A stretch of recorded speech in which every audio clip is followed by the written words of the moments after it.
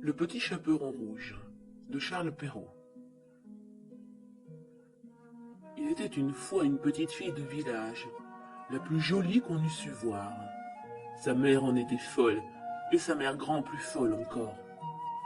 Cette bonne femme lui fit faire un petit chaperon rouge, qui lui seyait si bien que partout on l'appelait le petit chaperon rouge. Un jour, sa mère, ayant cuit et fait des galettes, lui dit « Va voir comme se porte ta mère grand, car on m'a dit qu'elle était malade. Porte-lui une galette et ce petit pot de beurre. » Le petit chaperon rouge partit aussitôt pour aller chez sa mère grand, qui demeurait dans un autre village. En passant dans un bois, elle rencontra compère le loup, qui eut bien envie de la manger, mais il n'osa à cause de quelques bûcherons qui étaient dans la forêt. Il lui demanda où elle allait. La pauvre enfant, qui ne savait pas qu'il est dangereux de s'arrêter à écouter un loup, lui dit « Je vais voir ma mère grand et lui porter une galette avec un petit pot de beurre que ma mère lui envoie. » « Demeure-t-elle bien loin ?»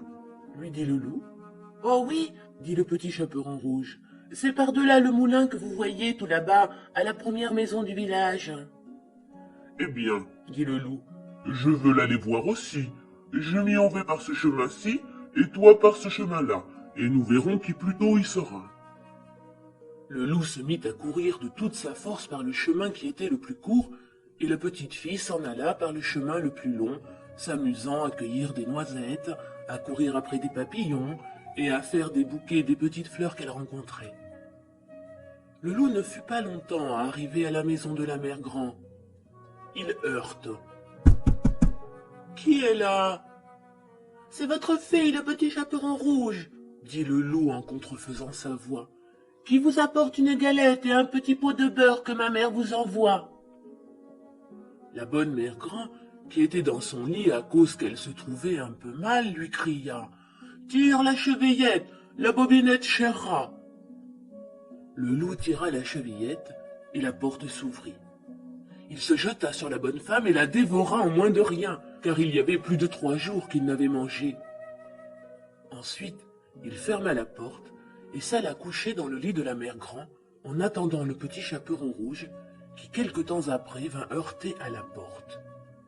« Qui est là ?»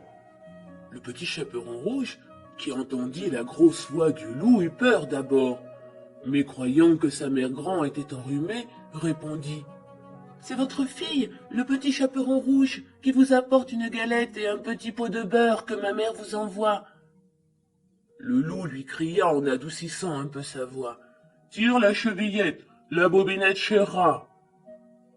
Le petit chaperon rouge tira la chevillette et la porte s'ouvrit. Le loup, la voyant entrer, lui dit en se cachant dans le lit sous la couverture « Mets la galette et le petit pot de beurre sur la huche et viens te coucher avec moi. » Le petit chaperon rouge se déshabille et va se mettre dans le lit, où elle fut bien étonnée de voir comment sa mère grand était faite en son déshabillé.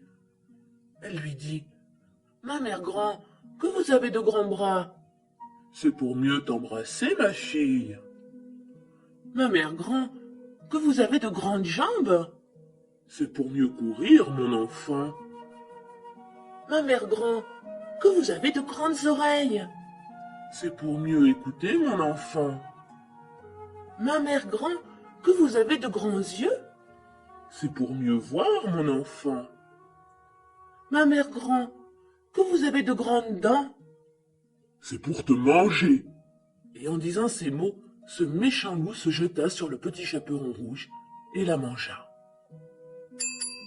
Moralité. On voit ici que de jeunes enfants, surtout de jeunes filles, belles, bien faites et gentilles, font très mal d'écouter toutes sortes de gens, et que ce n'est pas chose étrange s'il en est temps que le loup mange. Je dis le loup, car tous les loups ne sont pas de la même sorte. Il en est d'une humeur accorte, sans bruit, sans fiel